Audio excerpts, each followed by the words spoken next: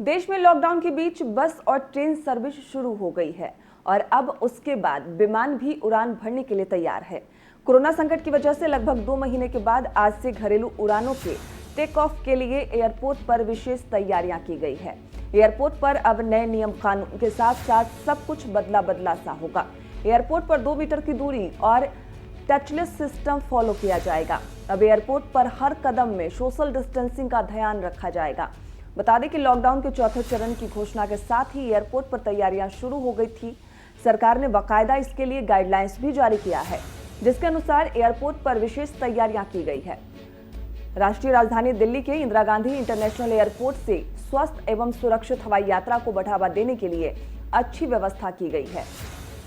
DILA के अनुसार airport पर एंट्री गेट और चेक इन जैसे स्थानों पर यात्रियों के लिए automatic hand sanitiser, machine floor marker सहित कई व्यवस्थाएं की गई है।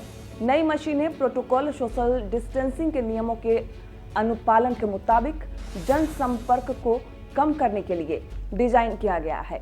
भारत में घरेलू विमानों को फिर से उड़ान भरने की तैयारी के बीच दिल्ली एयरपोर्ट आज से लगभग 380 उड़ानों का संचालन करेगा।